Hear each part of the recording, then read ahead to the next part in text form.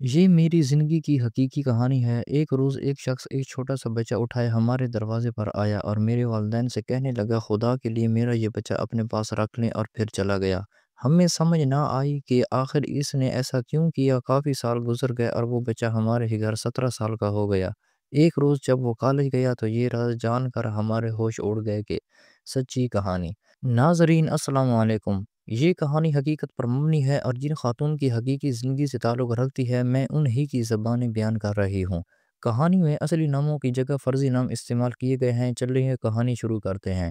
ہم گاؤں میں رہا کرتے تھے اور میرے ابو کھیتی باڑی کرتے تھے۔ میں گھر میں سب سے بڑی بہن تھی۔ مجھے یاد ہے جب میں چھوٹی سی تھی اور ہمارا کوئی بھائی نہ تھا تو میری امی بیٹے کے نہ ہونے کا دکھ محسوس کرتی تھی۔ وہ دعا کرتی کہ یا اللہ مجھے ایک بیٹا دے دے جو بڑا ہو کر ہمارے بڑھاپے کا سہارا بنے اور ہماری غربت دور کرنے کا وسیلہ ہو۔ ادھر میرے والد کو بھی بیٹے کا بے حد شوق تھا، اس لیے میری ماں کو ڈر تھا کہ کسی روز ان کا شوہر بیٹے سے محرومی کا بہانہ کر کے ان پر سوتن نہ لے آئے۔ شاید ہمارے ابھی بھی کب کے دوسری شادی کر چکے ہوتے کہ اگر غربت آڑے نہ آ جاتی۔ بھلا کھیتوں میں مزدوری کرنے والا ایک محنت کش کیسے دو بیویاں رکھ سکتا ہے؟ مگر گاؤں والوں بھی عجیب ہوتے ہیں۔ یہاں باتیں بنانے والوں کے منہ پر کوئی ہاتھ نہیں رکھ سکتا اور نہ ہی اکسانے والوں کی کمی تھی۔ ہر روز ابو کے کانوں میں کوئی نہ کوئی یہ افسوس پھونکتا رہتا اور پھر ہماری دادی کو بھی کہاں چین تھا۔ وہ بیٹے سے کہتی رہتی، ارے صادق، اب تمہیں آخر کس بات کا انتظار ہے؟ تیری تیسری بیٹی بھی بڑے آپریشن سے ہوئی ہے اور ڈاکٹرانی نے یہ بھی کہہ دیا تھا کہ اب آپ لوگ مزید اولاد کی امید نہ رکھنا۔ جب پھوپھیاں ملنے آتی تو وہ بھی ابو کے کانوں میں یہی بات پھونک جاتی، صادق بھائی، بیٹے کی چاہ تو ہر مرد کو ہوتی ہے اور اس سے پہلے کہ آپ بڑھاپا آ جائے اب آپ دوسری شادی کر لو، اللہ کے حکم سے بیٹے کی خوشی ضرور دیکھو گے۔ اب آپ مزید وقت ضائع مت کرو۔ میری امی جب ان لوگوں کی ایسی باتیں سنتی تو ان کا رنگ اڑ جاتا اور سوتن کا خوف پیشانی پر پسینے کی صورت ٹپکنے لگتا۔ تبھی وہ یا تو چپکے سے آنسو بہانے لگتی یا زور شور سے دعائیں مانگنے لگتی کہ اللہ مجھے ایک بیٹا دے دے۔ کہتے ہیں کہ اللہ کے گھر دیر ہے اندھیر نہیں ہے۔ جب کوئی بندہ اس کے رحمت پر کامل یقین کے ساتھ مراد مانگتا ہے تو اسے مل جاتی ہے اور انہونی ہو کر رہ جاتی ہے۔ میری ماں بھی شاید اب ایسے لوگوں میں شامل ہو گئی تھی۔ وہ اکثر مزار پر جا کر یہی دعا کرتی، کہتے ہیں نا کہ جب اللہ کی پاک ذات قبولیت پہ آتی ہے تو وہ کہیں بھی سن لیتی ہے۔ ایک روز جب میری ماں آنکھیں بند کر کے اور جھولی اٹھا کر بلند آواز سے مزار پر کھڑی دعا مانگ رہی تھی کہ اسی بے خودی کے عالم میں کسی کی آواز ان کے کانوں میں پڑی، بہن جی میری بات سنیں۔ میری امی نے آنکھیں کھول کر دیکھا تو ایک شخص بازوؤں میں ایک چھوٹا سا بچہ اٹھائے قریب کھڑا انہیں پکار رہا تھا۔ وہ کہنے لگی، جی ویر جی، کہو کیا بات کہنی ہے۔ وہ اس سے مخاطب ہو کر بولے۔ وہ شخص کہنے لگا، میں ایک غریب آدمی ہوں اور اس بچے کا باپ ہوں۔ اس کی ماں مر گئی ہے اور میں اسے نہیں پال سکتا۔ کیا تم اسے پال سکتی ہو؟ میں تمہارا بہت شکر گزار ہوں گا۔ میری ماں پوچھنے لگی، یہ بیٹا ہے یا بیٹی؟ وہ شخص کہنے لگا، بیٹا ہے۔ بہن تم اسے اپنا بیٹا بنا لو، اللہ تمہیں اس کا اجر دے گا، یہ بڑا ہو کر تمہارے کام آئے گا۔ میری ماں اس بچے کو دیکھتے ہوئے کہنے لگی، ویر جی کیا تمہارے گھر میں کوئی عورت نہیں جو اسے پال سکے؟ وہ شخص کہنے لگا، نہیں، میرے پہلے بھی 4 بیٹے ہیں، میں ان کو بھی بن ماں پالنے سے قاصر ہوں۔ وہ تو پھر پل جائیں گے کہ کچھ بڑے ہیں، مگر میں اسے کیسے پالوں گا، یہی سوچ اوچ کر پریشان رہتا ہوں۔ میری ماں کہنے لگیں، ٹھیک ہے، آپ میرے ساتھ میرے گھر چلیں اور میرے خاوند سے بات کریں، کیونکہ ان کی اجازت کے بغیر میں کچھ نہیں کر سکتی۔ اگر وہ مجھے اجازت دے دیں تو میں خوشی خوشی اسے پال لوں گی اور یہی سمجھوں گی کہ اللہ نے مجھے بیٹا دے دیا ہے۔ میری ماں نے یہ خوشی سے کہا تھا۔ وہ تو شخص کہنے لگا، بہن جی کہاں ہے آپ کا گھر؟ میری ماں نے بتایا کہ بس تھوڑی ہی دور ہے، زیادہ دور نہیں ہے۔ یوں وہ شخص کہ جس کا نام ظہور تھا میری ماں کے ہمراہ ہمارے گھر چلا آیا۔ میرے ابو اس وقت ابھی کھیتوں سے روٹی کھانے گھر آئے ہی تھے اور اب امی کے لوٹ کر آنے کا انتظار کر رہے تھے تاکہ وہ آ کر روٹی دے سکے۔ ماں نے گھر کے دروازے سے اندر آتے ہی ان سے کہا، بختاور کے ابو، ذرا ادھر آؤ۔ میرے ابو کہنے لگے، کیا بات ہے؟ جو بات ہے ادھر ہی آ کر بتا دو، میں پہلے ہی تھکا ہوا ہوں۔ ایک تو وقت بے وقت کہیں چلی جاتی ہے، مجھے بھوک لگی ہے، جلدی کھانا دے دے، بس میں نے واپس بھی جانا ہے۔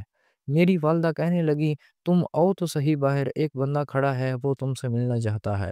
بادل نخواستہ میرے والد نے پاؤں میں جوتا ڈالا اور ناگواری سے اٹھ کر دروازے کی جانب گئے۔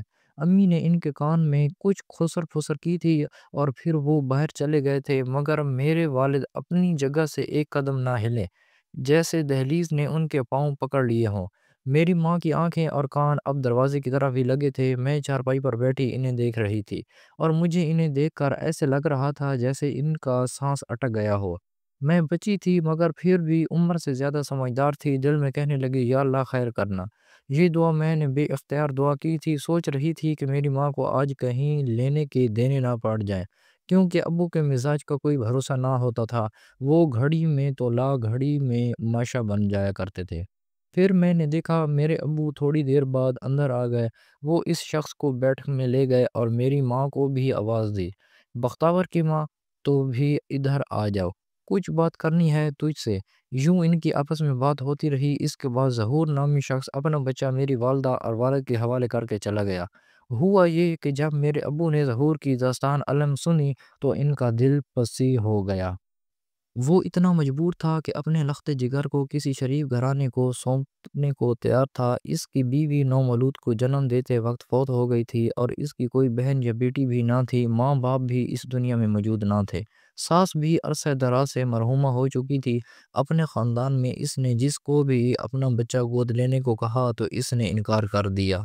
ہمارے تو پہلے ہی اللہ کے فضل سے بچے ہیں اور ہمیں تو اور بچے کی ضرورت نہیں ہے۔ یوں وہ خاندان میں کسی بھی عورت کو اپنا بچہ سپرد کرنے سے قاصر تھا، تب بھی وہ بچہ کسی غیر کو دینے پر مجبور تھا۔ ظہور نامی یہ شخص ہمارے ساتھ والے گاؤں کا رہائشی تھا، تاہم میرے والد سے اس کی واقفیت نکل آئی۔ اس کا باپ ہمارے دادا کا واقف کار نکلا، کیونکہ ایک بار جب ہمارے دادا پر کیس بن گیا تھا تو ظہور کے والد نے اپنی بھینس فروخت کر کے انہیں رقم دی تھی تاکہ وہ اس مقدمے سے گلو خلاصی کروا سکے۔ میرے ابو نے ظہور کے سامنے دو شرائط رکھیں، اول یہ کہ وہ اسٹاپ پیپر پر لکھ کر دے گا کہ اس بچے کو ہمیشہ کے لیے ان کی ملکیت میں دے رہا ہے اور دوبارہ زندگی میں کبھی بھی اس کا وارث ہونے کا دعویٰ نہیں کرے گا، اور دوم یہ کہ وہ بے شک اپنے بچے سے ملے گا مگر کبھی اس پر یہ راز کبھی فاش نہیں کرے گا کہ وہ اس کا حقیقی باپ ہے۔ ظہور نے میرے ابو کی یہ دونوں شرائط منظور کر لیں۔ میری ماں ننھے منھے بچے کو پا کر بہت مسرور تھی، میرے والد بھی خوش تھے۔ انہوں نے اس بچے کا نام سمیع اللہ رکھا، جبکہ میری ماں نے اس کا نام سانول رکھا تھا اور وہ اسے ہمیشہ سانول کہہ کر ہی پکارتی تھی۔ اب میری ماں جو محرومیوں کی کھائی میں گر گئی تھی، جیسے دوبارہ سے زندگی کی طرف لوٹ آئی تھی۔ انہیں سانول کیا ملا، جیسے دنیا جہان کی تمام خوشیاں مل گئی ہوں، تاہم میرے کو ابو نہ جانے کیوں کچھ اندیشوں نے گھیر رکھا تھا۔ ان کا خیال تھا کہ اس بچے کو اس کے حقیقی باپ سے دور رکھنا چاہیے تاکہ کبھی ظہور کی شفقت قدری جوش میں نہ آ جائے اور وہ اپنے بیٹے کو ان سے لے نہ جائے۔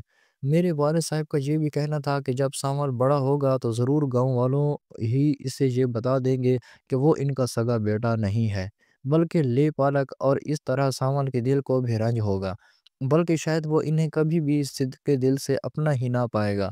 ان کا خیال تھا کہ اس چیز سے بچنے کے لیے انہیں ضرور یہاں سے نقل مکانی کر لینی چاہیے۔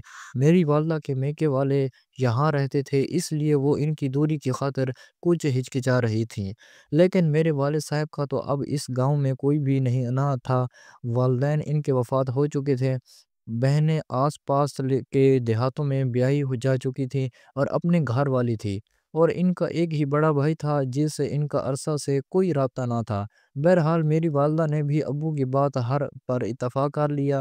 بتاتی چلوں کہ میرے ابو کے بڑے بھائی یعنی ہمارے تایا شہر میں رہتے تھے، وہ کئی سال پہلے بے روزگاری سے تنگ آ کر گاؤں سے کمانے کی خاطر شہر چلے گئے تھے۔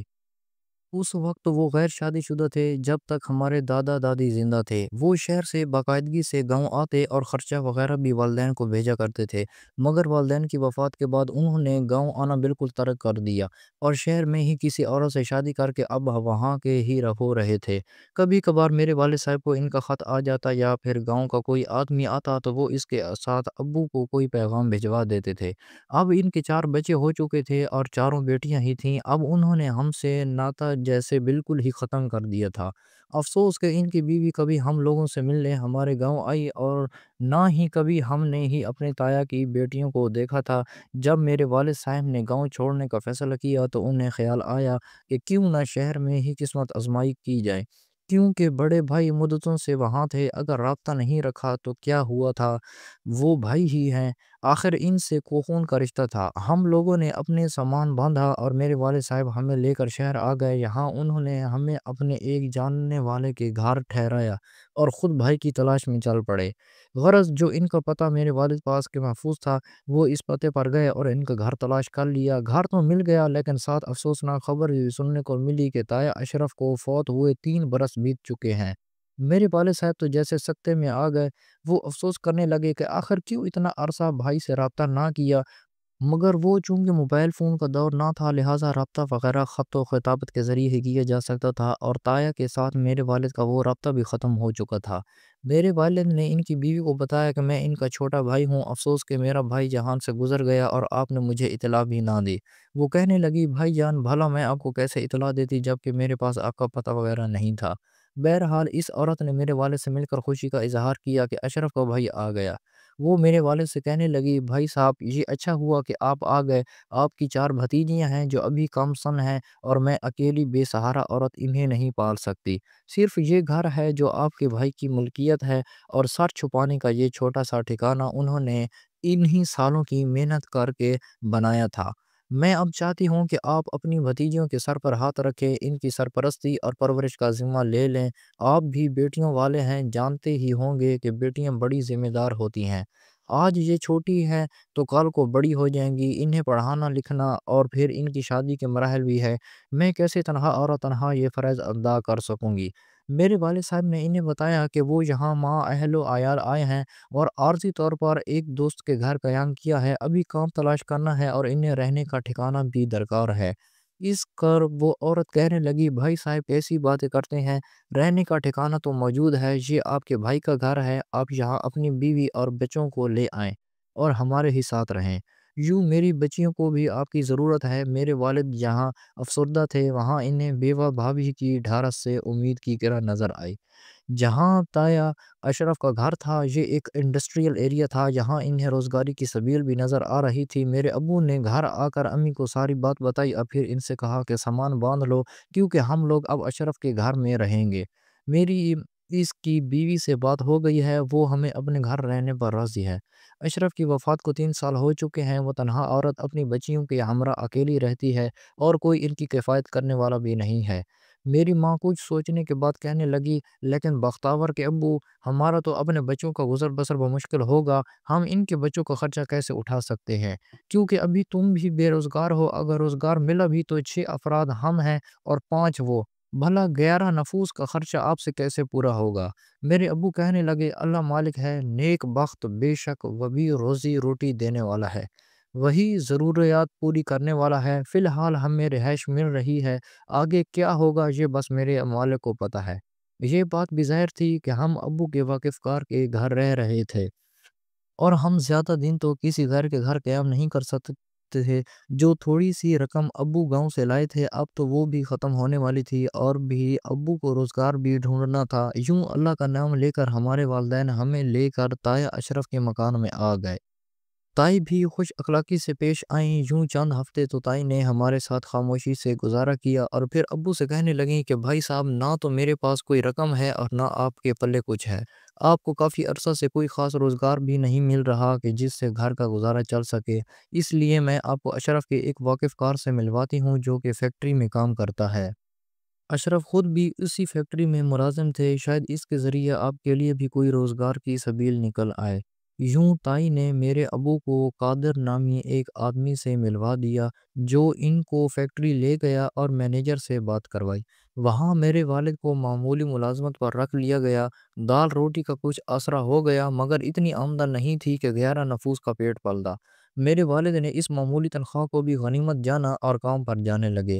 ایک ماہ بعد تائی کہنے لگی کہ بھائی صاحب، ایسے روکھی سوکھی میں تو گزارا نہیں ہوگا، اس لیے میں بھی اپنے بچوں کے لیے کچھ ہاتھ پیر بلانا چاہتی ہوں اور یہاں رہ کر یہ ممکن نہیں ہے، لہٰذا میں اپنے میکے چلی جاتی ہوں، کیونکہ وہاں مجھے ملازمت مل جائے گی، میرے بھائی اور بھابھی بھی سپورٹ کریں گے، مگر میں اپنی بچیوں کو ساتھ نہیں لے کر جا سکتی، اس لیے یہ آپ لوگوں کے پاس ہی رہیں گی۔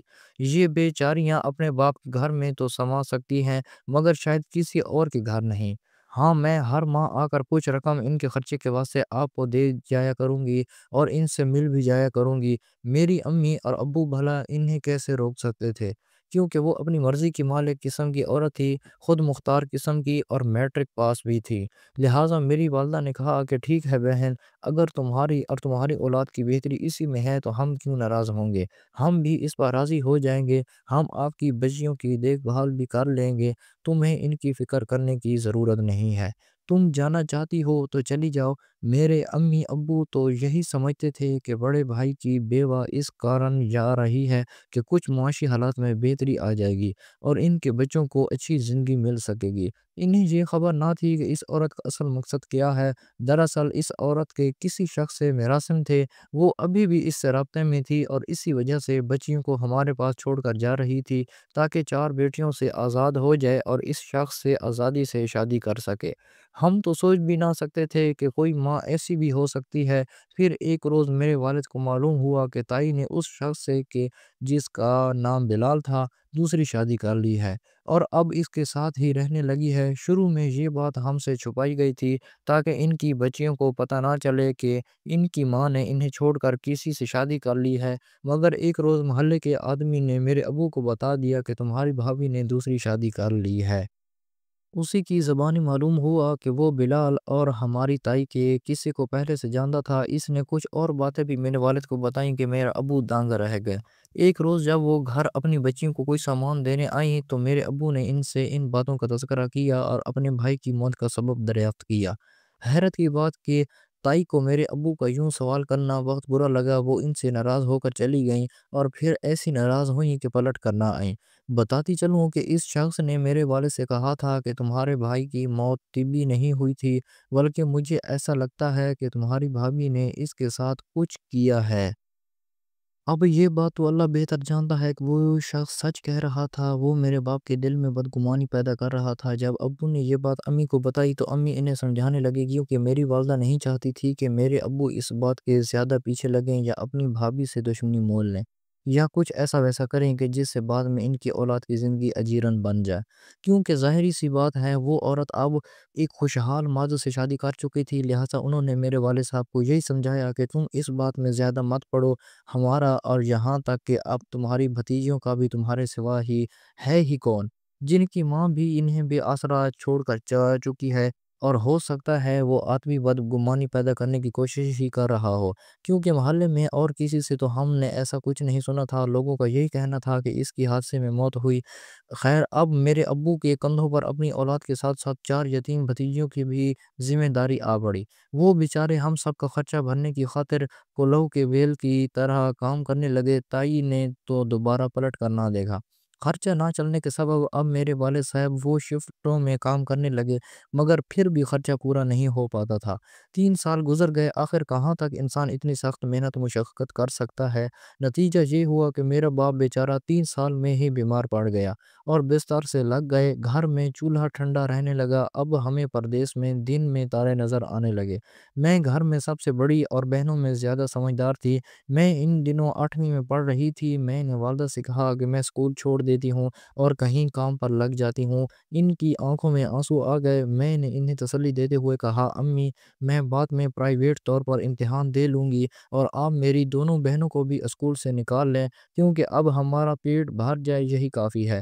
بھلا ہم سکول کا خرچی کیسے بھر سکتے ہیں؟ ہم بہنیں کہیں خوشحال گھرانوں میں کام پر لگ جاتے ہیں، اس طرح ہم گھر کا چھکڑا کھینچیں گے، کیونکہ ابو تو بیماری کے باعث گھر بیٹھ گئے ہیں۔ ماں پہلے تو میری تجویز سن کر پریشان ہو گئی، پھر غور کیا تو بات سمجھ آ گئی کہ اس کے سوا کوئی اور چارہ بھی نہیں ہے۔ تائی نے اپنا مکان اسی وجہ سے ہمارے حوالے کیا تھا کہ ہم لوگ ان کی بیٹیوں کو سنبھال لیں گے اور وہ دوسری شادی کر سکیں گے، ورنہ کون اپنا مکان کسی رشتہ دار کے حوالے کرتا ہے؟ یہ بات میرے ماں باپ کی سمجھ میں آ گئی تھی۔ یوں انہوں نے تایا کی بیٹیوں کا اسکول جانا جاری رکھا اور ہم تینوں بہنیں اور ہماری والدہ دوسروں کے گھروں میں کام کرنے لگے۔ اس طرح میرے والد کی دوا دارو اور ہمارا کھانا پینا ممکن ہو سکا۔ میں اور میری چھوٹی بہن جس گھر میں کام کرتے تھے، اس گھر کے مالک کا نام افتخار احمد تھا۔ یہ کافی مہربان، خدا ترس اور نیک شخص تھا۔ وہ ہمارے تایا کو بھی جانتا تھا، اس لیے اپنے گھر والوں کو بھی ہم سے حسن سلوک رکھنے کی تلقین کرتا۔ یوں ان کے گھر والے بھی ہمارا خیال رکھتے اور عزت دیتے تھے، اور وہ شخص اکثر تنخواہ سے زیادہ پیسے دے دیتا کہ تمہارے والد کی دوا دارو کے لیے ہے۔ یہ شام کو ان گھر جو کھانا بیچتا وہ بھی اس کی بیگم ہمیں دے دیتی، جس سے کافی بچت ہو جاتی تھی۔ میری ماں افتخار صاحب کے بھائی کے گھر کام کرنے جاتی تھی۔ وہ صبح 9 بجے جاتی اور دوپہر 2 بجے گھر لوٹ کر آ جاتی تھی۔ پھر گھر کا کام کرتی، جبکہ ہم سارا دن افتخار صاحب کے گھر کام کرنے کے بعد شام 6 بجے گھر لوٹتی تھی۔ کام کرتے کرتے جب ہمیں افتخار صاحب کے گھر میں 10 برس ہو گئے تو انہوں نے مجھ سے چھوٹی دونوں بہنوں کی شریف گھروں میں شادیاں کروا دیں۔ ان کے لیے رشتے بھی خود تلاش کیے۔ میرے دونوں بہنوئی ان کی فیکٹری میں کام کرتے تھے، تبھی انہیں یقین تھا کہ یہ لڑکے عادات و اطوار سے شریف اور محنتی ہیں۔ تبھی انہوں نے میری والدہ سے بات کر کے وہاں میری بہنوں کی شادیاں کروا دیں۔ میرے بھائی سامال کو انہوں نے اسکول میں داخل کرا دیا تھا، جو اب 5ویں جماعت کا طالب علم تھا۔ وہ کافی ذہین اور حساس قسم کا تھا، بچپن سے پڑھائی سے کافی شغف رکھتا تھا۔ بتایا کہ دونوں بڑی بیٹیوں نے اب میٹرک کر لیا تھا، وہ اپنی والدہ ہی کی طرح خوبصورت تھیں، لہٰذا ان کے محلے سے ہی رشتے آ گئے۔ میرے ابو نے ان کے فرض سے بھی اپنے شانے ہلکے کر لیے۔ اب میری ماں کو سب سے زیادہ میری فکر تھی، مگر مجھے اپنے والدین اور بھائی کی۔ اس لیے میں ابھی شادی پر راضی نہ ہوتی تھی، جو رشتہ آتا منع کر دیتی۔ ماں مجھے سمجھاتی کہ تیری عمر ڈھل جائے گی، آخر کب تک محنت کی چکی میں پستی رہے گی۔ مگر میں نے دل میں ٹھان لی تھی کہ جب تک سامل بڑا نہیں ہو جاتا، کمانے کے قابل نہیں ہو جاتا یا والدین کا سہارا نہیں بن جاتا، میں ہرگز شادی نہیں کروں گی۔ گاؤں کے اسکول سے میں صرف 3 جماعتیں پڑھ سکی تھی۔ ان دنوں چوتھی میں تھی کہ سامل دنیا میں آ گیا اور ہم شہر کوچ کر آئے تھے۔ 8ویں میں تھی جب سکول چھوڑ دیا۔ میرے والد صاحب اب کام پر تو جاتے تھے، مگر سخت محنت والا کام نہیں کر سکتے تھے۔ وہ اب ہلکے پھلکے کام ڈھونڈتے، اس طرح وہ تھوڑا بہت کما لیتے تھے۔ سامل ان دنوں میٹرک میں تھا جب اچانک میری والدہ بیمار پڑ گئیں۔ انہیں دل کی تکلیف نے آ لیا اور وہ کام کرنے سے معذور ہو گئی۔ اب مجھ پر دوہری ذمہ داری آ پڑی۔ میں گھر کا کام بھی سنبھالتی، بیمار ماں کی خدمت بھی کرتی تھی۔ میرے والد صاحب کی غربت نے وقت سے پہلے بوڑھا کر دیا تھا، لہٰذا ان کی دیکھ بھال بھی میرے ذمہ تھی۔ اللہ نے شاید مجھے پیدا ہی اس لیے کیا تھا کہ میں گھر کے تمام افراد کے کام آؤں، اور میں اس پر اللہ تعالیٰ کا شکر ادا کرتی تھی کہ اس نے مجھے اتنی طاقت اور ہمت عطا کر رکھی تھی کہ میں نے والدین کی خدمت کی سعادت پائی تھی۔ اپنے والدین کی ان کے بڑھاپے میں خدمت کر کے میں نے دلی سکون حاصل کیا تھا۔ اب میری بہنیں اور تایا زاد سبھی اپنے گھروں میں آباد تھیں۔ جو نصیب کا تھا میری بہنوں کو ملا، اور مجھے تقدیر سے کوئی شکوہ نہ تھا۔ سامل کا میٹرک کا نتیجہ آ گیا، وہ بہت اچھے نمبر لے کر پاس ہوا تھا۔ اس کی شاندار کامیابی پر میرے والدین کی خوشی دینی تھی۔ وہ نہال تھے اور بیٹے کے مستقبل کے بارے میں سنہرے خواب دیکھ رہے تھے۔ صد افسوس کہ جس روز سامل کالج میں داخلے کے لیے گیا تو واپسی پر بدقسمتی سے حادثے کی زد میں آ گیا۔ جس رکشے ہر وہ سوار تھا، وہ ایک تیز رفتار بس کے ساتھ ٹکرا گیا تھا۔ اس کے سر میں شدید چوٹیں آئیں اور وہ بے چارہ موقع پر ہی جاں بحق ہو گیا۔ یہ صدمہ اتنا شدید تھا کہ میری ماں سہ نہ سکی اور خبر سنتے ہی بے ہوش ہو گئیں۔ میرے والد بھی کچھ کم دل گرفتہ نہ تھے، وہ ہر وقت رہ رہ کر آہ بھرتے تھے اور کہتے تھے اے کاش میں گاؤں سے شہر نقل مکانی نہ کرتا۔ سامل کو اس کے حقیقی باپ کی نظروں سے اوجھل کرنے کی جو حماقت مجھ سے سرزد ہوئی، شاید یہ اس کی سزا ملی ہے۔ میرے والدین جب تک زندہ رہے ان کو سامل کا دکھ دیمک کی طرح چاٹتا رہا۔ میری شادی میری منجلی بہن نے اپنے ایک سسرالی عزیز سے کرا دی کہ جس کے 2 بچے تھے اور بیوی فوت ہو چکی تھی۔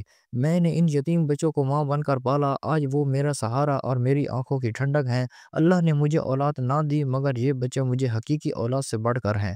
میرے والدین کو سب سے بڑی تایا زاد بہن نے اپنے پاس رکھا، کیونکہ ان کے شوہر کافی امیر تھے۔ شادی کے وقت تو ان کے شوہر اتنے امیر نہ تھے، مگر انہوں نے اپنا نیا کاروبار شروع کیا جس میں خدا نے اتنی برکت برکت ڈالی کہ وہ چند سالوں میں ہی امیر ہو گئے۔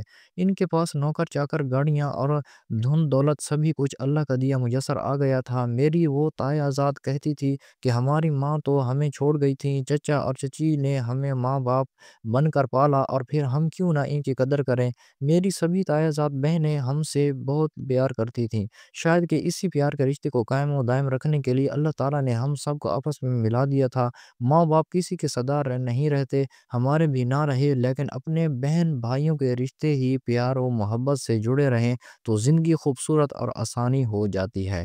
تو دوستو، کیسی لگی آج کی ہماری کہانی؟ مزید دلچسپ سچی کہانی کے لیے ہمارے چینل کو ضرور سبسکرائب کریں، ویڈیو کو لائک لازمی کیا کریں۔ ملتے ہیں اگلی ویڈیو میں، تب تک کے لیے اللہ حافظ۔